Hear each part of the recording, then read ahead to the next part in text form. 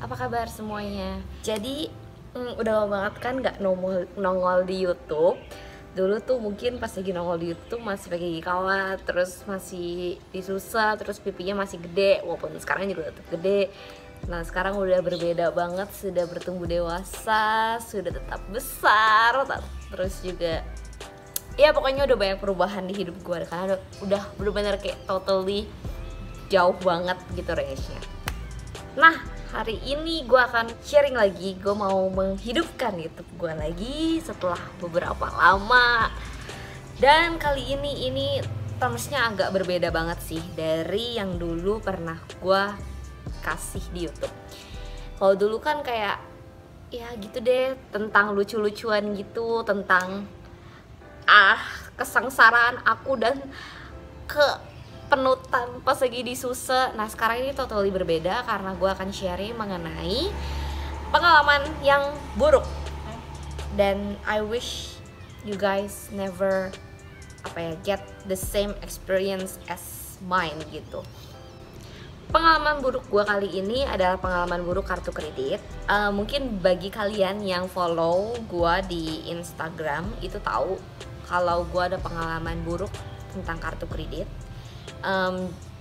Dan mungkin ada beberapa orang juga yang udah bantuin share, thank you. Terus juga udah banyak orang yang kasih masukan-masukan, dan thank you banget semuanya. Dan kali ini di sini gue akan memberikan informasi final update gimana akhirnya keputusan dari bank tersebut, apakah gue bisa mendapatkan uangnya kembali atau tidak. So stay tune, tolong dilihat dari awal sampai akhir, terus jangan lupa di like juga terus di comment, terus di subscribe biar gue makin rajin untuk upload YouTube gitu. Oke?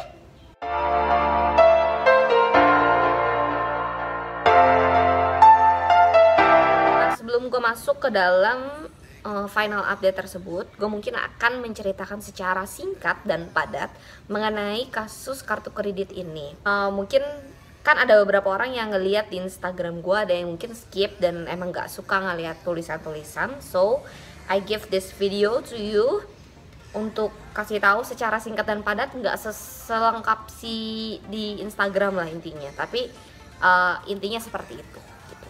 Nah terus gue juga mau ingetin untuk bank yang akan gue sebut nanti di video ini, kasusnya nggak cuma di bank tersebut gitu, tapi semua bank itu pasti punya kasus yang sama seperti ini.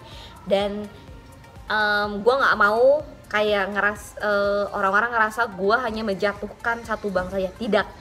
Tidak sama sekali, karena ini bisa terjadi dengan siapa saja dan dengan bank siapapun. Jadi semuanya harus hati-hati. Yang punya kartu kredit benar-benar super harus hati-hati, karena yang based on yang gue terima di DM itu nggak cuman bank gue gitu, bank yang gue dapetin ini nih, tapi bank lain pun juga ada, cuman cara penanganannya itu berbeda-beda gitu. Jadi buat kalian juga harus mungkin lebih hati-hati juga untuk mencari bank yang mempunyai customer service yang bagus. Ini tips nomor 1 ya. Jadi penderitaan gue mulai pada tanggal Oktober sih, nggak pakai tanggal. Jadi pada saat Oktober 2019 itu gue menerima e-statement dari Bank BCA. Jadi gue memakai kartu kredit Bank BCA, gue memakai kartu Visa Bank BCA gitu. Nah pada saat gue mendapatkan e-statement tersebut, itu transaksinya sudah benar, kecuali ada satu transaksi yang gue tidak pakai, yaitu transaksi FinPay sebesar 2.430.000. Nah karena itu bukan transaksi gue, ya gue ngelapor dong ya otomatis. Nah gue ngelapor, terus gue ada 2 laporan, ada mau blokir kartu dan satu lagi gue mau di investigasi, atau sebenarnya bukan investigasi sih, tapi lebih ke namanya apa kalau gue nggak mau bayar, sanggahan transaksi. Gede banget ya mau ganggu. Ya jadi gue minta untuk disanggah transaksinya. Jadi gue buat 2 laporan ya guys. Nah untuk pemblokiran kartu itu gampang banget. itu benar-benar gampang, gue bisa udah langsung diblokir dan BCA menawarkan untuk mengirimkan kartunya kembali untuk transaksi, untuk visanya itu. Gue bilang gue nggak mau, tapi dikirim lagi dan dibilang ya kalau misalnya emang mau dipakai silakan dipakai, kalau enggak ya udah gitu. Nah, terus untuk transaksi sanggahan itu mempunyai kurun waktu 30 hari untuk sanggah transaksi. Jadi karena gue nggak mau dong lewat dari 30 hari itu gitu. Jadi gue memutuskan untuk gue follow up terus. Gue follow up, akhirnya gue keluar statementnya bahwa transaksi gue tidak bisa disanggah karena transaksi gue itu adalah transaksi 3D Secure yang memakai OTP, autentikasi gitu. Jadi itu nggak bisa disanggah. Nah, karena gue mendapatkan sanggahan tersebut gitu, kalau transaksinya nggak bisa disanggah, dan gue punya bukti yang kuat bahwa gue tidak menerima sama sekali OTP tersebut. Bentar ya, kayaknya masuk suaranya. Karena gue nggak nerima, gue langsung kirimin tuh bukti email, bukti SMS kalau gue sama sekali tidak mendapatkan email OTP tersebut.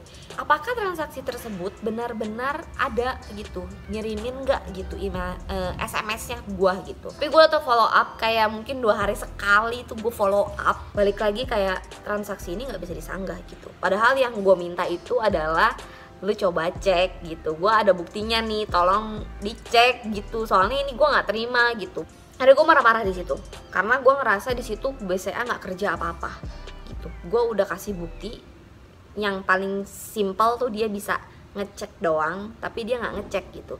Dan transaksi yang gue dapet di surat sanggahan informasinya itu bener-bener cuma transaksi biasa, maksudnya nggak ada detailnya. Jadi informasinya itu cuma e-commerce tapi nggak ada infonya ini e-commerce mana gitu, terus masuknya tuh tanggal berapa gitu, itu tuh nggak ada.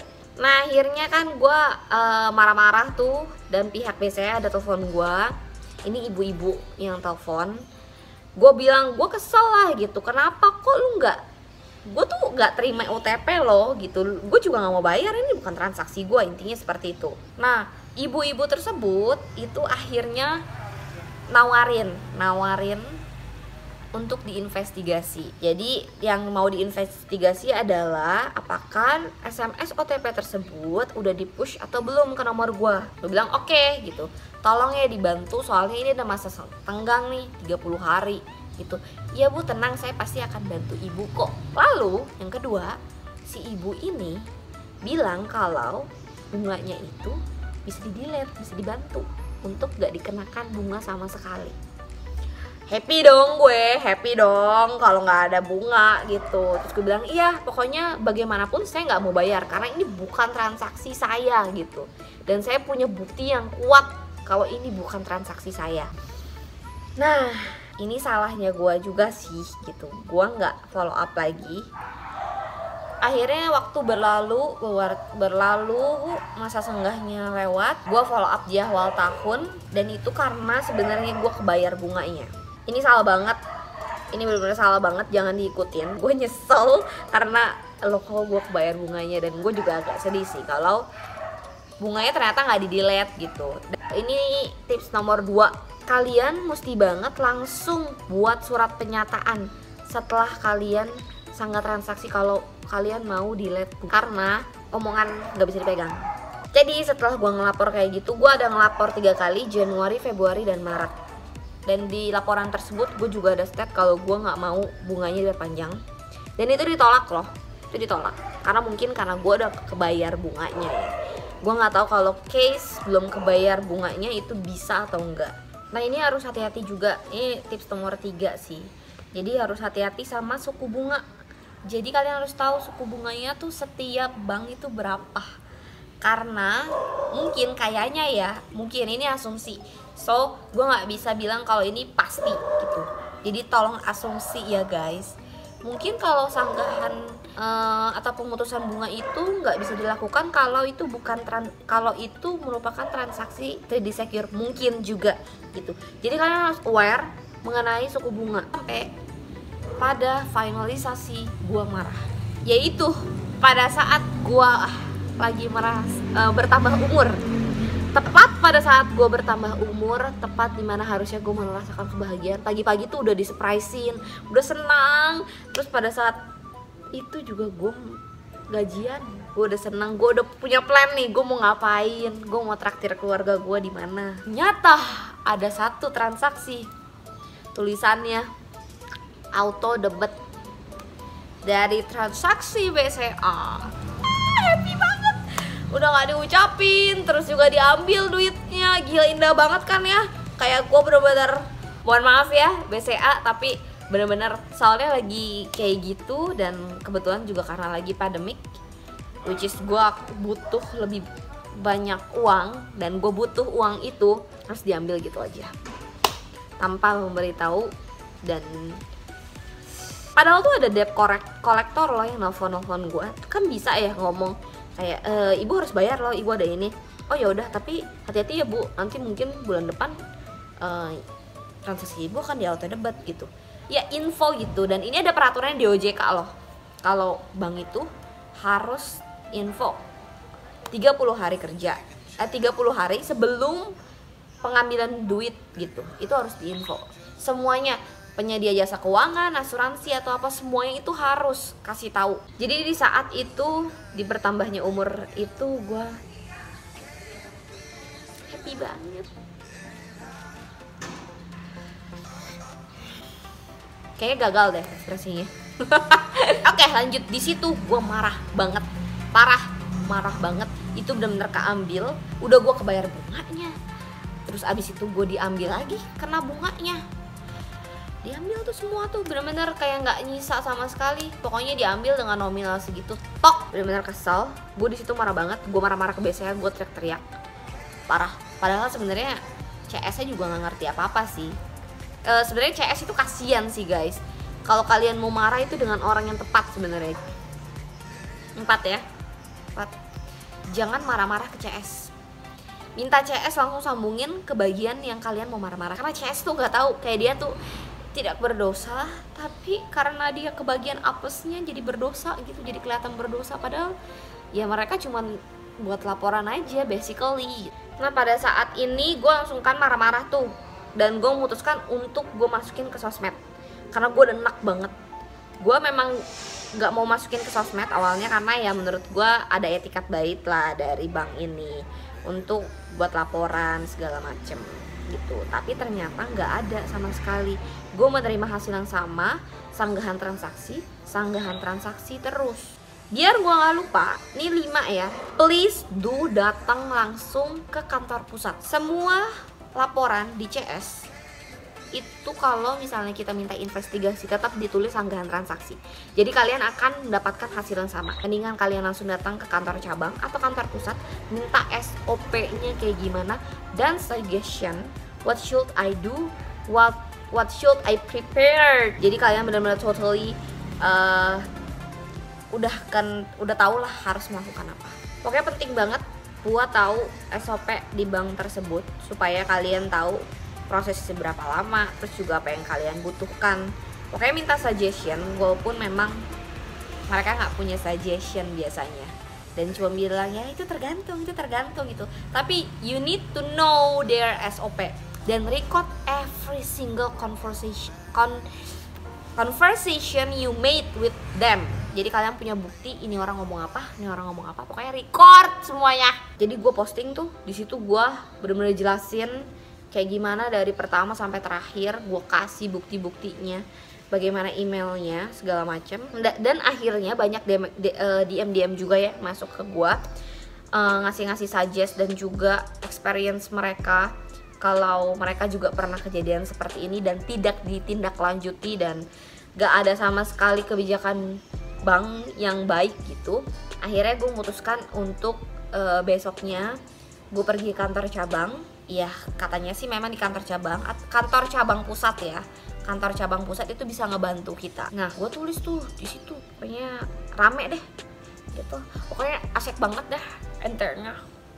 Nah besoknya gue ke kantor cabang, tapi sebelumnya memang ada pihak BCA DM gue kalau ini akan ditindaklanjuti. Ya itu udah Oke, akhirnya besoknya gue ke KCP. Nah di KCP tersebut gue kasih tuh kronologinya, singkat. Nah terus mereka juga bilang kalau mereka tuh nggak ada orang case di sini, jadi kayaknya mendingan sih jangan kesini gitu. Mereka saja seperti itu, mendingan langsung aja ke kantor pusat dan langsung ke bagian case. Kira ya udah, gue minta tolong di kantor cabang itu. Gue minta tolong untuk dikasih tahu mereka tuh buka atau enggak sih, mereka besok tuh available atau enggak sih. Jadi gue pas lagi kesana, memang gue langsung directly itu dengan orang tersebut, maksudnya dengan divisi tersebut. Gue kasih tahu, gue langsung jelasin kronologinya gitu. Gue nggak mau cari ribut lagi karena gue capek gitu. Jadi kantor cabang teleponin tuh bagian tersebut dan tidak dijawab. Mereka tuh udah, gue di situ nunggu kayak 30 menit itu sama sekali nggak dijawab sama bagian tersebut, divisi tersebut.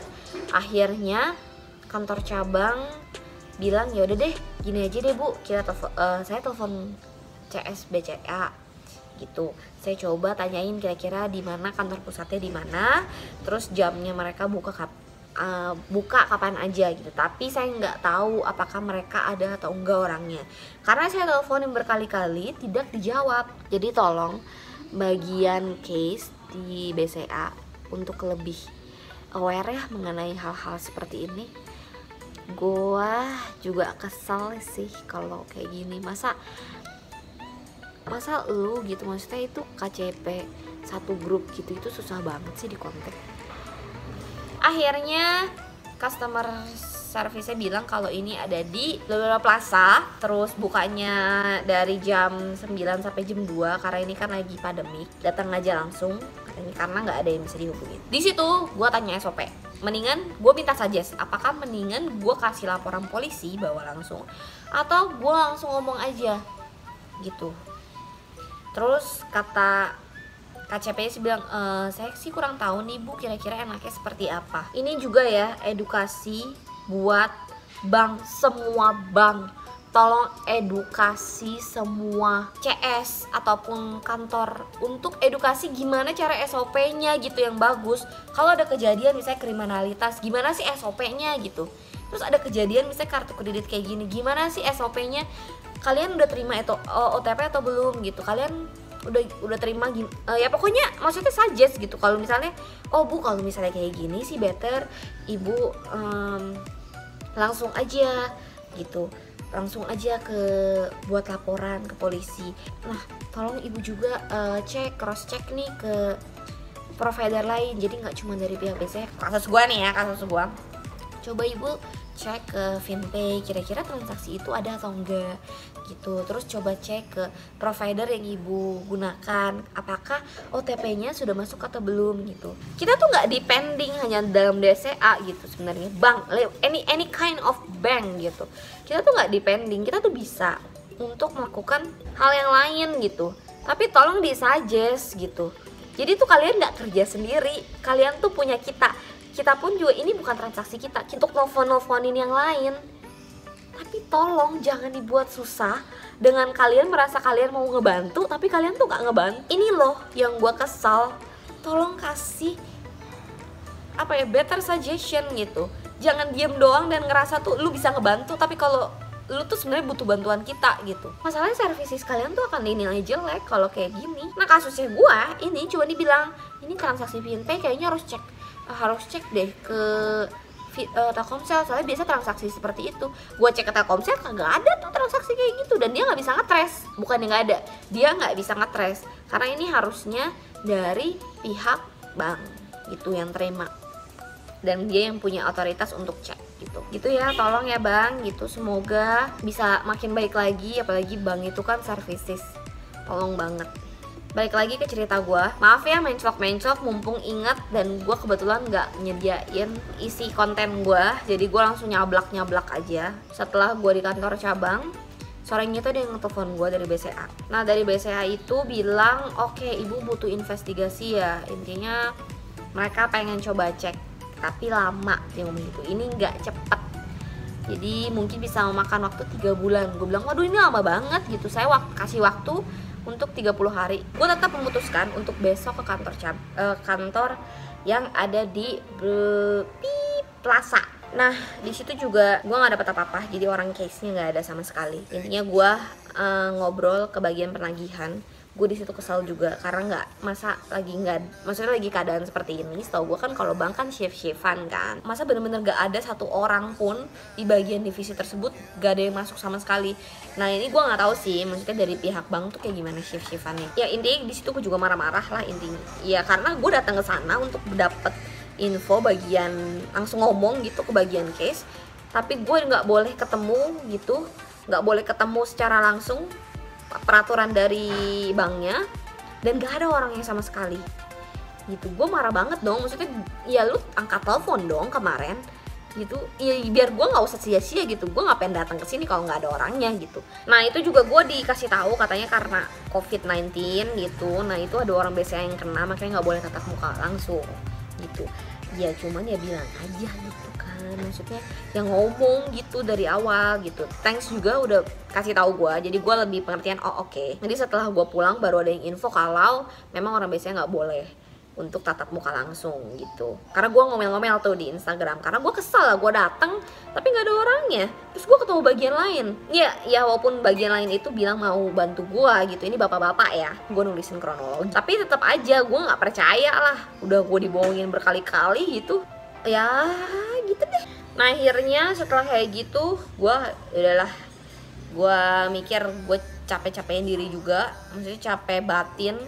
Gue mau datang lagi kalau ternyata susah kayak gitu, ya udah gue forget it. Dan juga banyak banget bala bantuan dari teman-teman sekalian, dari dalam ataupun dari luar pun juga. Dari dalam lebih ke mereka bantu untuk kasih langsung ke bagian itu, jadi nggak perlu lewat CS lagi gitu.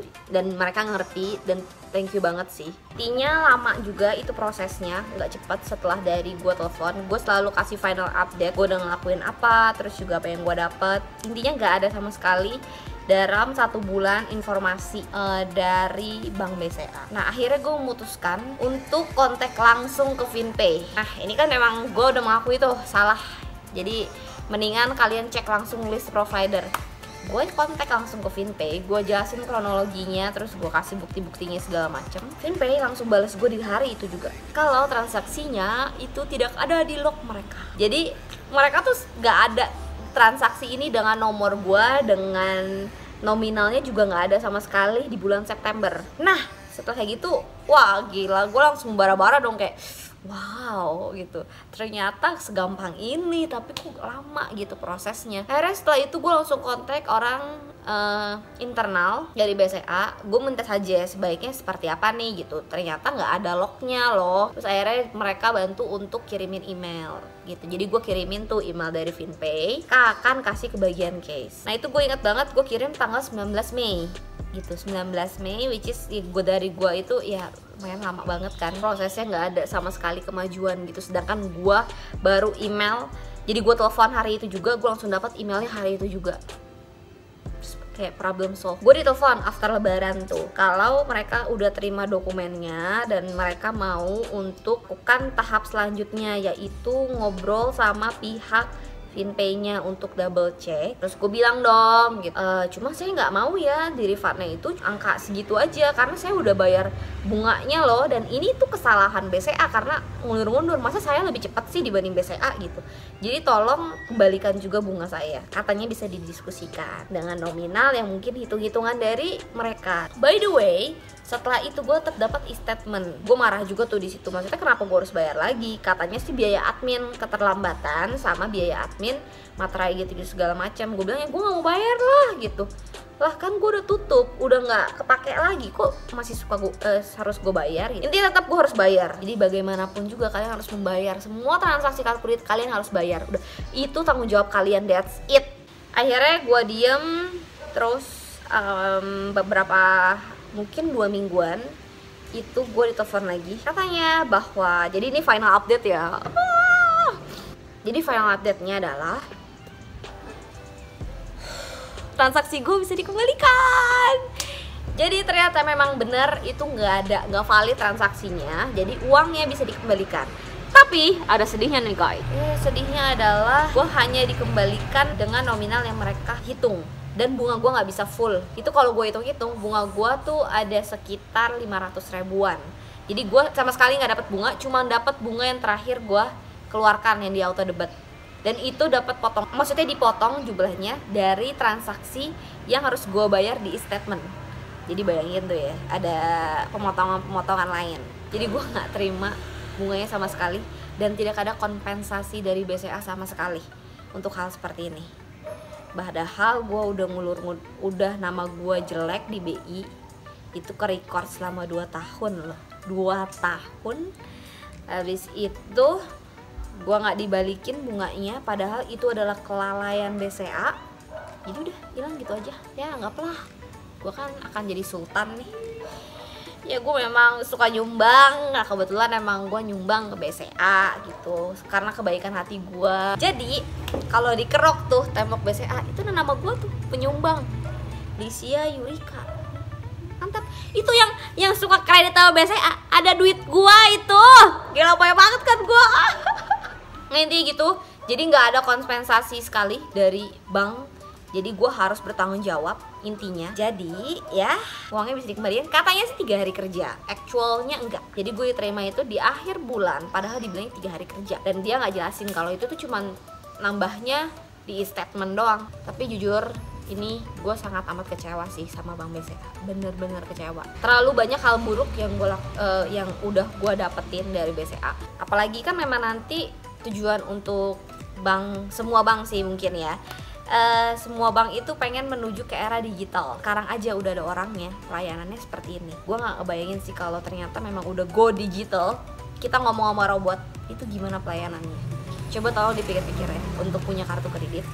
Jadi gue sangat menyarankan untuk tidak memakai kartu kredit. Nah tips nomor 6 adalah yaitu jangan pakai kartu kredit kalau kalian nggak butuh. Jadi please jangan pakai kartu kredit kalau memang kalian nggak butuh. Kalau kalian adalah pekerja dan memang membutuhkan kartu kredit untuk entertain atau apa, itu silakan maksudnya kalian pakai kartu kredit. Tapi kalau untuk kayak gue butuh kartu kredit supaya gue bisa beli aja barang tapi nanti gue bayar nanti, jangan, please. Punya kartu kredit adalah salah satu tanggung jawab yang besar. Gak cuma tanggung jawab punya kartu kredit terus ya udah gitu, ntar gue cuma ngutang aja ke bank. No, itu tanggung jawab besar. Karena semua kemungkinan di era sekarang penipuan itu juga makin banyak. Orang-orang tuh juga yang nipu tuh makin pintar.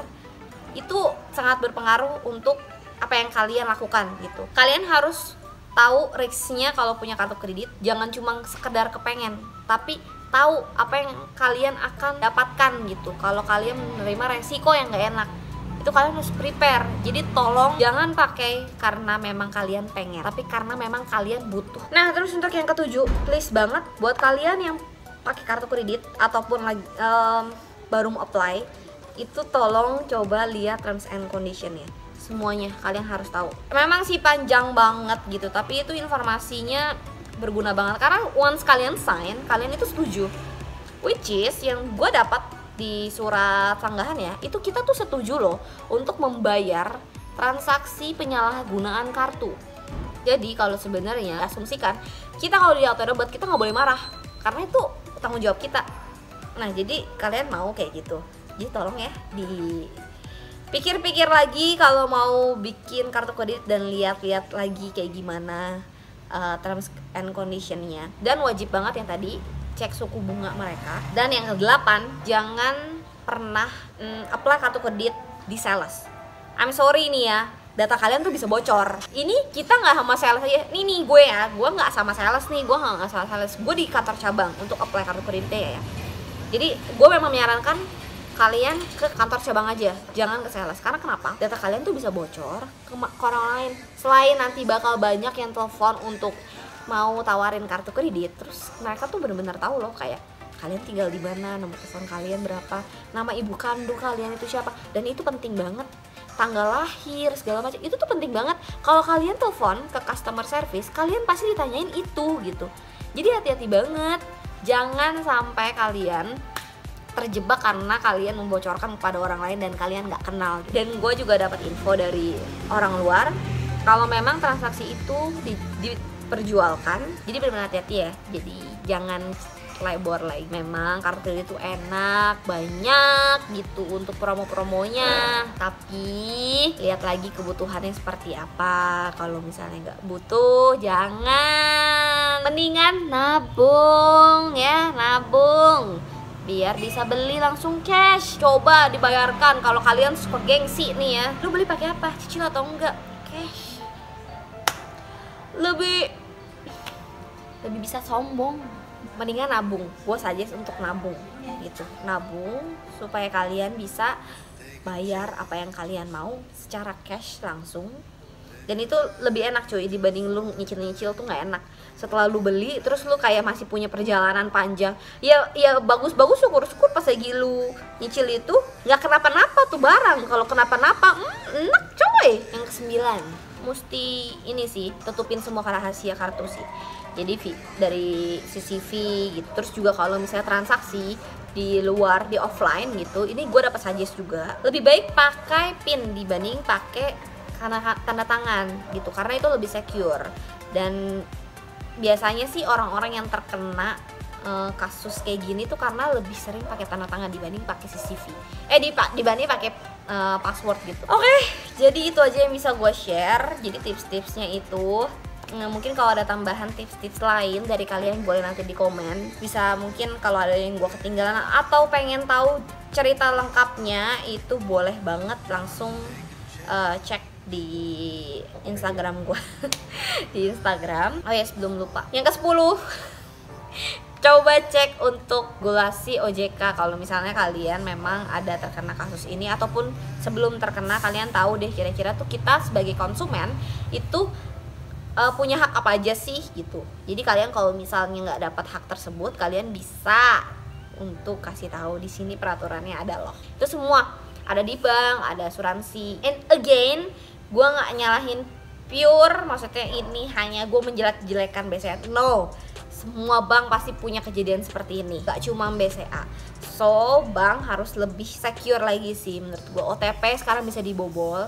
Coba gimana caranya supaya OTP tuh nggak dibobol gitu. Mungkin ada cara lain gitu. Karena di sini tuh udah hacker udah pada pinter-pinter. Cuman tolong banget ya bang untuk lebih mengerti juga konsumen. Gue ngerti dari sisi juga mungkin ada orang-orang yang kayak ngaku-ngaku saya nggak guna tapi sebenarnya digunain gitu. Jadi gue ngerti banget kalau kalian juga aware dengan hal seperti itu. Cuman tolong banget, banyak banget orang-orang di luar sana tuh yang dirugiin juga karena hal seperti ini. Kita sama-sama ngerti lah ya, sama-sama ngerti gitu, sama-sama ngebantu. Karena kalian juga yang bekerja juga manusia gitu. Kalian juga tahu rasanya kalau kehilangan sesuatu yang memang kita perlukan, apalagi namanya uang. Dan pada saat seperti ini semua butuh gitu. Oke, jadi balik lagi, gue nggak sama sekali menjelekkan. Semua bank pasti ada karena banyak DM juga yang semua bank. So ini final resultnya kayak gini, and I wish the best for you guys untuk nggak dapet kayak gini sama kayak gue.